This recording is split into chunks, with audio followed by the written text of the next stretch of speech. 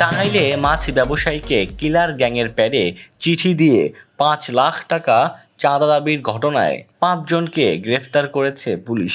গ্রেফতারকৃতরা হল শহর বিএনপির ৮ নম্বর ওয়ার্ডের সভাপতি গোলাম রাব্বানী, সাধারণ সম্পাদক শাহ আলম মিয়া, ৭ নম্বর ওয়ার্ডের সাধারণ সম্পাদক জুবায়ের হোসেন, আবদুল্লাহ আল মামুন ও সাব্বির মিয়া।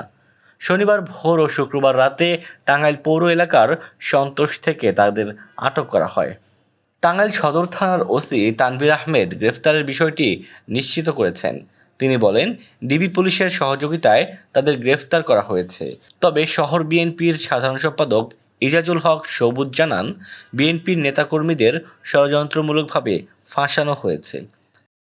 জানা যায়, বৃহস্পতিবার রাতে সদর উপজেলার পৌর এলাকায় মাছ ব্যবসায়ী মোহাম্মদ আজাহারুল ইসলামের কর্মচারীর হাতে অচেনা একজন একটি চিঠি দিয়ে আসে। সেই চিঠি শুক্রবার সকালে ব্যবসায়ী মোহাম্মদ আজহারুল ইসলামের হাতে পৌঁছায়। চিঠিটি সামাজিক যোগাযোগ মাধ্যমে ভাইরাল হওয়ায় ব্যবসায়ীদের মধ্যে আতঙ্ক বিরাজ করছে। গতকালকে সদর থানায় একটি মামলা রুজু করেছি, চাঁদাবাজির মামলা, এবং আমরা ঘটনাটি জানতে পারার পরপরই আমাদের টাঙ্গাইল সদর থানা, আমাদের ডিবি এবং কাকবাড়ি ফাঁড়ির একটি চৌকস টিম এই ঘটনা পুনরুদ্ধারে কাজ শুরু করে। সম্পৃক্ত ব্যক্তি পেয়ে যায়, নাম আবদুল্লাহ আল মামুন।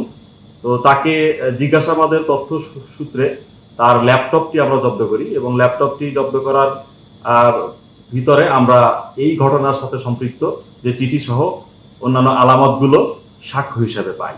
চাঁদাবাজির ঘটনায় মোট ৫ জনকে অ্যারেস্ট করা হয়েছে এবং গত রাতেই সদর থানায় একটি চাঁদাবাজির মামলা ইতোমধ্যে রুজু হয়েছে।